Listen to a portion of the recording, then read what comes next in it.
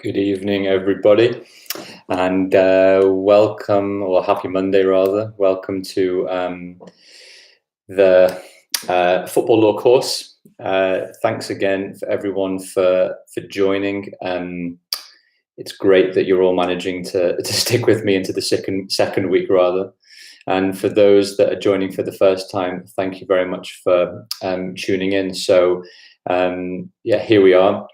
For those that have joined me for the first week, have been chatting in the first week generally about players and playing contracts, and then some commercial deals and image rights. And in the second week, we're going to try and talk a little bit more about, at least in the first few days, the role of agents in the game. And so, for those that are new to the channel, what I wanted to briefly give you a bit of insight on is how we try and run it. So the plan is for a half an hour session, me talking for about 10 to 15 minutes about a couple of aspects of the football agency game. Today we're talking about agents more generally, and then try and reserve around 15 minutes for some questions. So as usual, I try and do things in threes. My three areas or sub areas to discuss today on the general topic of agents is, number one, just trying to give probably just a bit more of a balanced view of agents. There's certainly a slanted view of agents, that they don't do much and get paid fortunes, which obviously isn't the case. So I think a more balanced view is important. Also, the second point that I wanted to talk about in a bit more detail specifically is all of the work that agents have to do for their clients, and that isn't necessarily the glamorous stuff. And the third element, which is sometimes underplayed, is the work that agents can do for clubs. So it's not always the case that the agents will be working for their clients as players. A lot of the time, agents will also work club side, brokering deals between other clubs and the client that they are working for. Sometimes the buying sub, sometimes the selling club, sometimes the player too. And I'm pleased to say we've got Dr. Urquhart, who is a pretty prominent football agent, a very prominent football agent, joining us. So Urquhart, hopefully you'll be able to also answer a couple of questions for tonight, maybe as well. Maybe you can put them your way as well. So as always, all the videos will be posted and are going to be available online afterwards, so you can watch them. As always, please share, tell people about the channel that we're doing. This obviously is just an educational tool to try and help as much of you with understanding the football industry in a little bit more detail. And then I'll do my usual recommendations afterwards. And then hopefully there'll be some great questions too. So if the first element is effectively a more balanced view on agents, I think what I wanted to probably just start off with is probably trying to at least set out that I think from the public's perspective, being an agent on the whole, or as FIFA calls them, intermediaries, is only a glamorous, high profile and pretty lucrative profession for what many people think demands little work and effort. And agents are often seen as the curse really of the modern game. The people responsible for driving transfer fees and prices and wages up or down, depending on who the agent is working for. And as a result, I think a lot of the time, a lot of the questions I get asked can be, oh, well, what's the benefit of agents in football? And my answer to that is that it's a lot more nuanced than that. And it's important to go into some of the detail about what agents actually do day to day. And I try and set out a bit more of a balanced view in my book. But my own view, for what it's worth, and for conflicts perspective, I generally tend to work with agents and players, so I get to see this in a lot more detail. But in my mind, agents are pretty essential and play a really important role in effectively as a lubricant for the market. They are the ones with better information about how things work more generally and are pretty vital. And more so than that, there's an endless amount, a huge amount of pretty hardworking agents who are sometimes paid very well, but do a fantastic job for their clients. It's easy to, I think, sometimes look at the super agents like Riola, who represents Pogba and reportedly makes 40 million pounds from his client's transfer from United to Juve, and just look at the condemnation of that and just suggest that it's totally ludicrous that agents should be paid that much amount of money. But I think the point being generally is, I think such prominent agents and the types of fees and commissions they'll be making, they're obviously a huge outlier in the market. And I think they, in a way, colour the media's portrayal of the profession. And not all deals are as lucrative, high profile, high earning, pressurized or otherwise. So I think that's one thing to bear in mind as well, is there's high profile agents, Raiola, Zahavi, Mendes, and obviously Dr. Sergert as well, with his brilliant clients too.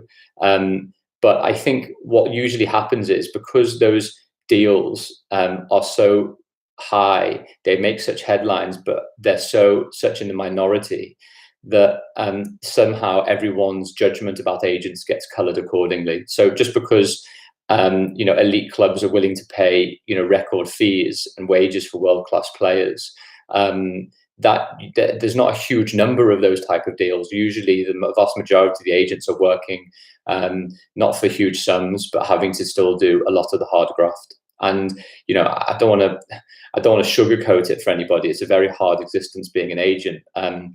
But the best agents are, brilliant negotiators, impressive networkers. They've got unbelievable connections. But I think fans and the wider public usually have a pretty distorted view of agents, believing that, an agent can make one call, set up a meeting, make huge amounts of money. And I think in my experience of working with a lot of agents and players over a long period of time, that, on the whole, doesn't happen at all. So that's my tuppence worth for maybe a slightly more balanced view of agents. The second area I wanted to touch on as well was, all of the hard work that agents do for their clients, the players. And obviously, I just want to sort of emphasize the point that a lot of the time, a lot of agents won't actually have too many clients as players. They'll act for brokers on the club side, and we can talk about that in some detail as well. But I think it's important just to understand that the hard yards for the agents when they're working with their clients, the players, can be pretty significant. And agreed, agents can earn significant sums, and they're rewarded partly, I think, because one of the things I mentioned in the book is because of the fragility and unpredictable nature of their job. Granted, the glamorous signing ceremonies is only the tip of the iceberg for, when you can get your client in front of the camera, it's on the club website, everyone's really happy and the rest of it. But the primary role of the player's agent, although it's obviously to sign the big deals and to do the important, hard, high-profile work, actually, I think it's a lot of the time is to understand, on one hand, when to push aggressively for a transfer, to push hard for a contract renegotiation, or on the other hand, really know when to push back a lot of the time, which can be when best to be the diplomat, to be able to understand the man management of the team, to understand how a player will function best in that team. So, I mentioned the book, and whenever I talk with Dr. Urquhart as well on a number of occasions in all of our seminars we do, a lot of the time what we are effectively saying, or he says, and I listen a lot of the time, but have had the pleasure of working with him on, is that, an agent's doing their best work when managing and leveraging situations. And that can be obviously positive and negative, but in the end, it's got to be for his and her clients' benefit. And I think then the other bit that needs to probably be picked up there as well is, a large part of what an agent is doing specifically relates to identifying and signing up talent. A lot of it can be young talent. And you can sometimes, agents can spend a decent amount of time representing players who actually never make the grade or make any type of return. And that can be for lots of different reasons: injury, form, breakdown in relationships, etc. So, agents can spend huge amounts of years building relationships with players, and always facing the risk that the player, who they may have invested lots of time and effort in, changes heart and moves to a competitor.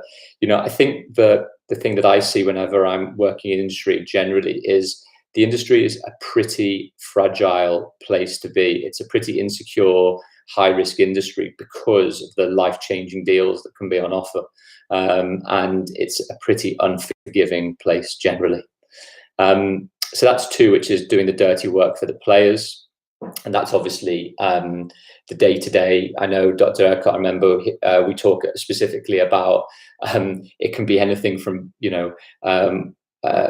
going to matches, entertaining clients, effectively being the player's confidant, brother, sister, uncle, best friend, truth talker, all of these roles combined, which can make it a pretty difficult existence. So that's on the player side. What I also wanted to mention, which isn't usually as seen in as much detail potentially, is obviously when clubs can also help, when agents can also help clubs. So we've already talked about transfers last week to a degree, but when buying a player, the club will usually obviously identify a number of targets, and they may approach the club asking permission to speak to a particular player. And they may also engage an agent to liaise with the agents of the players they've identified. Query, yes. There may be tapping up issues that occur. We saw examples of Virgil van Dijk and the potential complaint that Southampton made to the Premier League when Klopp was reported to have met Van Dijk before his subsequent transfer, £75 million transfer to Liverpool later down the line. But one of the benefits, at least, of agents acting sometimes for selling clubs is that via intermediaries, the identity of the buying club sometimes can be hidden, at least initially. I'm not saying that can be done the whole way, but it usually means that it can avoid wasted approaches. The reason for that sometimes is, in my experience and speaking to a lot of agents, is major Premier League clubs can sometimes be quoted pretty inflated transfer fees if the club goes direct. So engaging an agent to agree a fee may actually reduce a transfer fee or keep it at a more reasonable level, or the agent may actually have a good relationship with the buying club. There may be particular elements that and prices or price points that they're aware of, which the buying selling club may not have perfect information on. So sometimes that approach can help, and then it can be, I've seen examples where those type of instances are basically called an English premium. And that can be common practice where, for example, an Italian club quotes a transfer fee for a Premier League club, but also a lower transfer fee for all other clubs simply because of the huge broadcasting deals that are on offer and the large money that Premier League clubs at least can potentially offer clubs around the world. So sometimes an agent acting for a Premier League team may be tasked to reduce the transfer fee and get a better deal. And the incentive then for that club or that agent maybe is that they take a cut of that cost saving. And that's an important element to consider, is it needs to incentivize both the agent to find the right deal and the club to find a cost saving as a result. Now, what can also be the case is that agents may well be willing to be used as scapegoats for a selling club that wants to drive a hard bargain for one of their stars, or a player wants to move on. So it's pretty essential. I know, agents get given a bad rep all the time, but clubs need good agents for both buying and selling players. And I think most clubs realize this, and they build up pretty strong relationships with trusted agents so that deals can be pushed through when they need to happen. So, my view generally is that clubs on the whole tend to try and avoid burning bridges with agents. I know it can happen on occasion, and there's some high profile reported examples of it, but on the whole, clubs need agents as much as agents will need players. So, some may ask why clubs need agents to sell their players. And I agree to a degree. Sometimes it may not be necessary. And it may well be sometimes agents can attract better transfer value for the clubs. And the reason why that can sometimes be the case is that they may have a more intricate network of clubs interested in signing a particular player. and the club benefits from outsourcing a process that may take up a significant amount of time from a chief executive or a director of football, whose maybe their job is to do that, but may not have particular connections and nuanced relationships as necessary.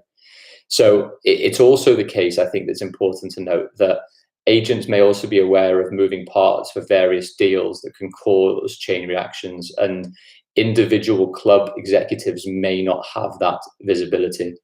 It may well be that agents are able to offer alternative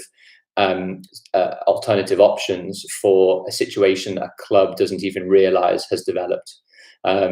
So I think more generally, what I would say, and in my experience as well, is that the best agents are pretty aware of the market in which they operate and really do appreciate the sort of club dynamics. It may well be that chairmen take on a hands-on role at a particular club.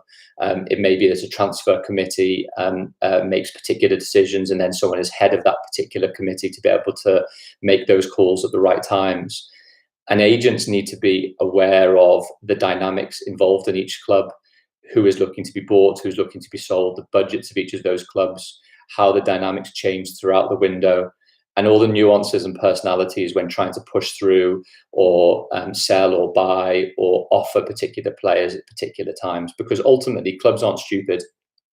They're only looking for the players that they're looking for. So if you can imagine you're an agent that works across 40 or 50 different clubs and trying to push a couple of that agent's players into particular clubs, there's no point offering a club a player that they're completely not interested in, because they just won't pick up the phone to you for the next time.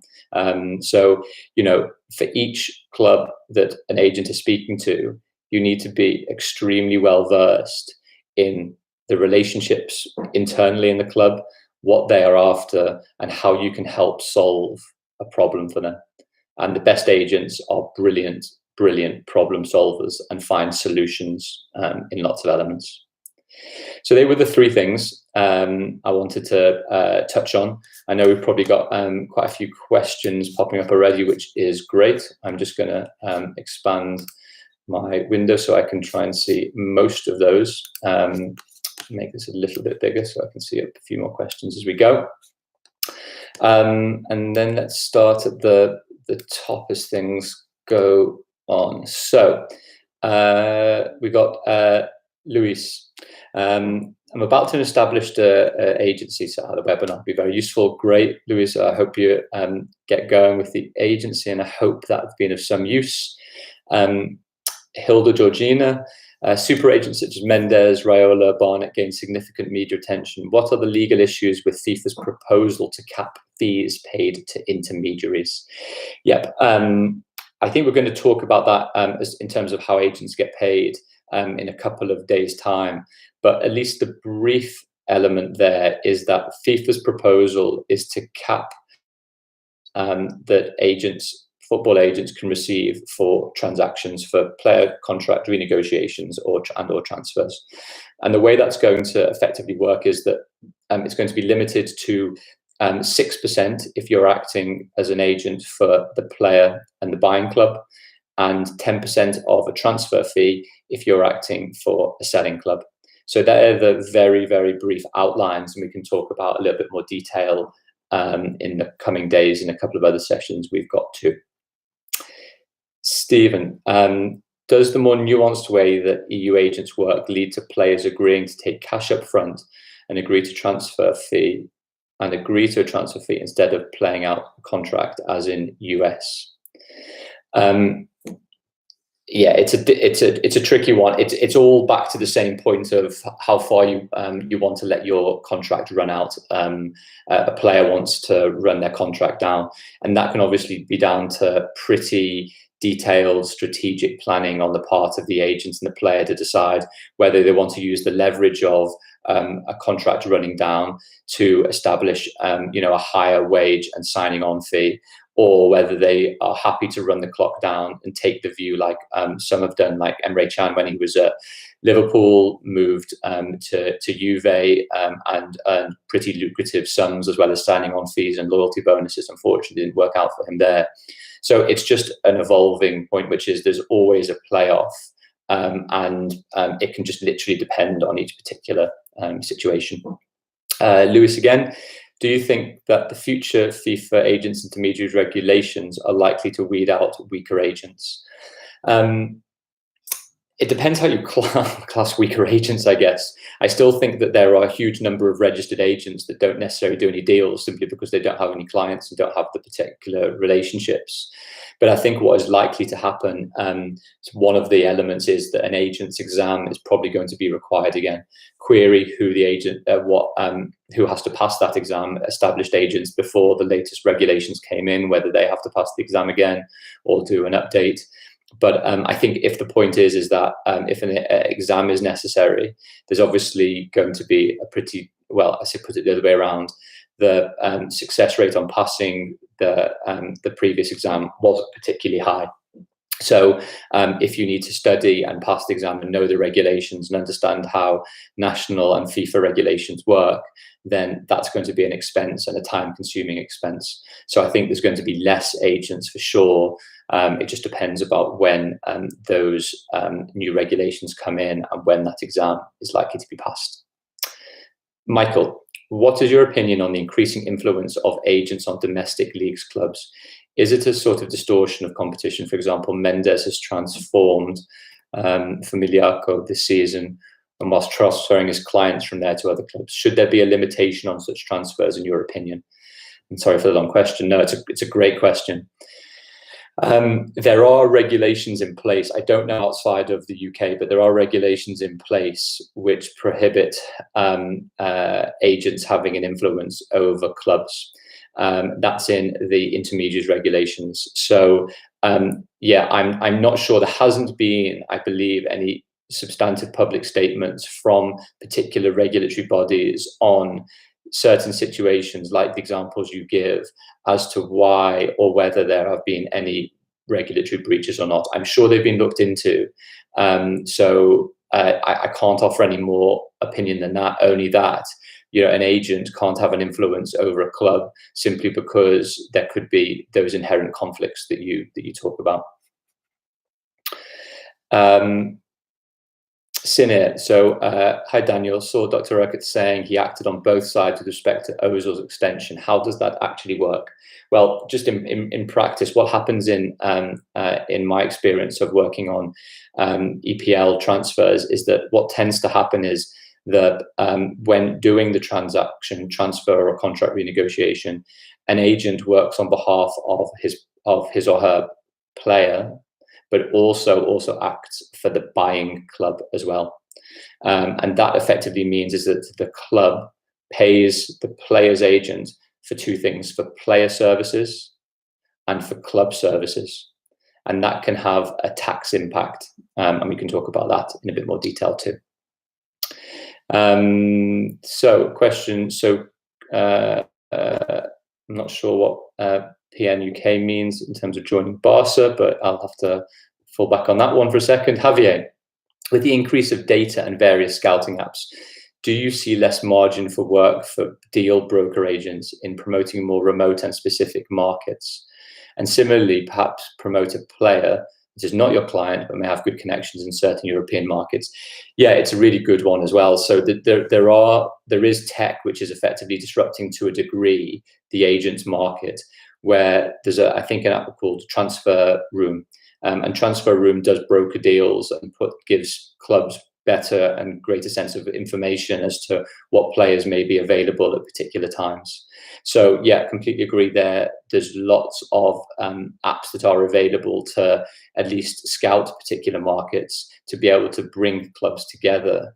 But more importantly, maybe there's another type of company, I've mentioned them a few times, 21st Club, and they do fantastic work in effectively looking across their data sets, looking for untapped talent, really, those that are showing very good and interesting benchmarking numbers that may be of interest to particular clubs, but also in the same way may be of interest to agents who are looking then to sign those players, and those players obviously then moving up the football ladder and becoming success stories in themselves. Another one from Stephen: why do EU clubs need agents when this never happens in the US? I simply don't know the answer to that because I'm not quite sure what happens in the US in terms of selling players. But yeah, it's a common theme. I know Dr. Urquhart will maybe talk about it on his talk on Thursday about the particular instances of why he believes in some instances it's not necessary to have agents act for a selling club.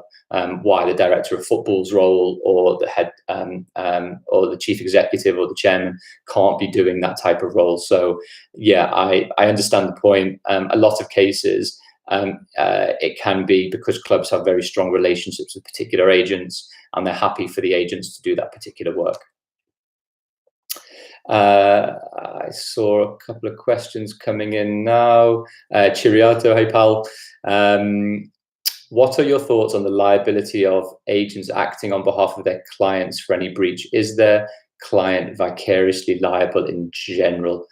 It depends for what. Because, well, it literally depends for what. If you can give me a couple of examples, CB, that would be really good because I'm not quite sure what you had in mind, any particular examples. In the meantime, I'll go on to Pralin. Thanks for the great sessions and content. Thank you very much, pal. How has the advent of data and platforms, transfer market, Wisecout changed transfer value discussions with agents?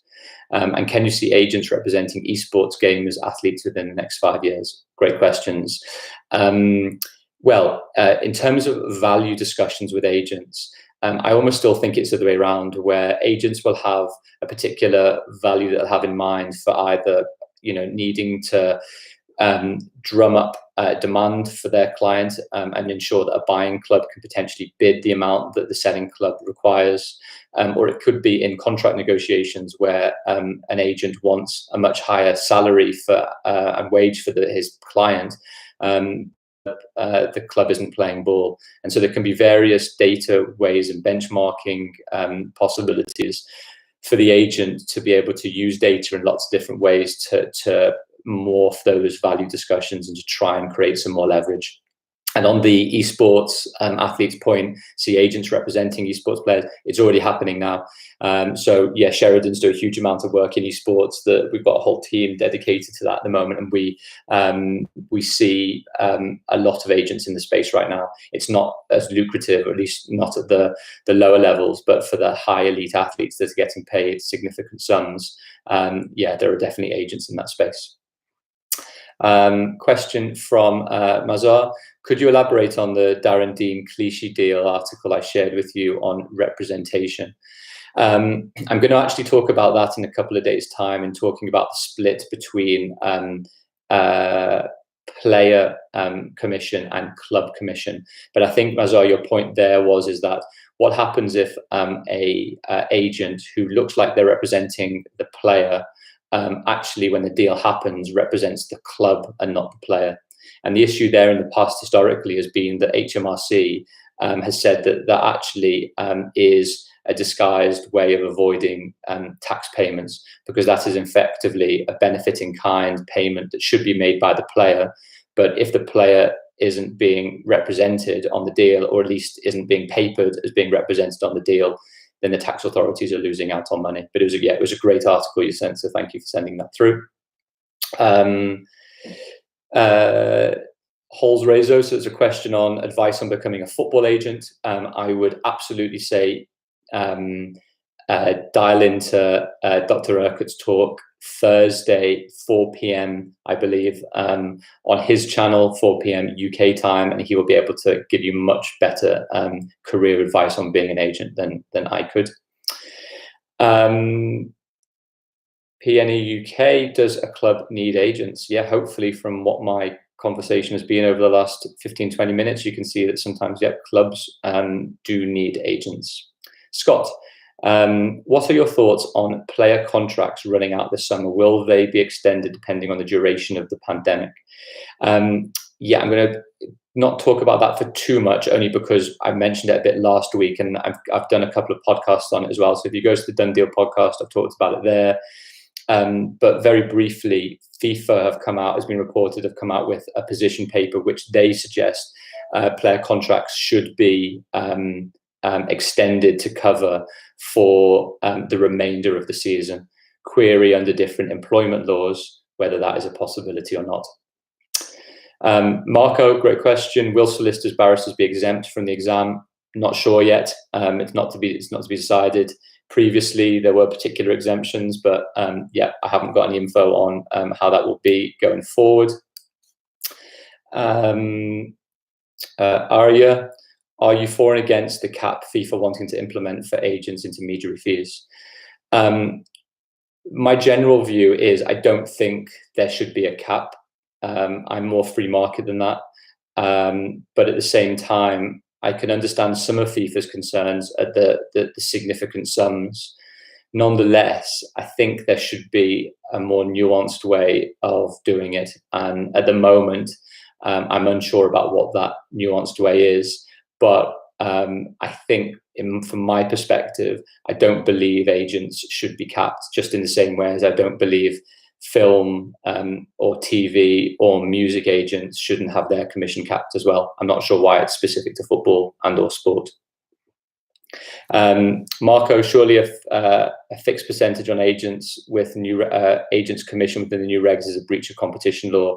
Yeah, I think that's that's very much the point, and it could well be. Nate, sorry, there's a point back to Stephen, where you mentioned the MLS league is more stagnant, the EU is more fluid with player transfers. Also in the MLS, the league, every club has to say in transfers they're accepted from outside players. Okay, cool. Thanks for that description, Nate. And we are now at 30 minutes. So hopefully that's been a useful 30 minutes to talk through. If I can just do my usual recommendations very briefly, what I would do for a change, I'm not going to do a book, but I'm going to do my magazine, which is The Economist. So it's something I try and read every week. It's absolutely vital. It gives brilliant insights into the world generally, especially at the moment. There's some really interesting stuff going on. It covers politics, life, technology, particular types of politics. UK and US politics is something I really enjoy. Brexit stuff that is really specific. It does a science and tech quarterly. It does huge amounts of really interesting, in-depth, detailed pieces and thought leadership pieces. And I remember a while back when I was studying in law, my law undergrad, and then my master's, when I was interviewing as well, more generally, this was a lifesaver because it just gave so much interesting current affairs insight. So you can get discounts, I know, at the moment for digital stuff. I'm not selling this at all. I'm not taking any commission or anything, but just generally in terms of what I'd really recommend reading on a weekly basis. I don't read the whole thing because it's so dense, I have to say, but I try and read about 10 to 15 articles on this and just try and let the info sink in. And the other thing that's brilliant about this is it's so well written that I get some nice drafting tips whenever I'm thinking about that type of stuff too. And as usual, I think I just wanted to obviously stress he's speaking on Thursday at 4 o'clock. He's a brilliant speaker. I love chatting to him. I love listening to him. Make sure you can tune in for that. And then, you know, all my usual stuff. I'm football law basically across Twitter, TikTok, LinkedIn, Instagram. I got the Done Deal podcast, the Done Deal book. And then lastly, as long as you're able to, please keep spreading the Noah's Ark Hospice word. So this is a charity that is very specific. Well, I have a lot of time for, really, bearing in mind a lot of charities are going through difficult times at the moment with funding. Anything you guys can do to promote the cause, to donate a little bit, to spread the word more generally would be fantastic. That's Noah's Ark Children's Hospice. Thank you for joining me, and hope to see you tomorrow, where we're going to specifically talking about agent player representation contracts. See you then. Thanks. Bye.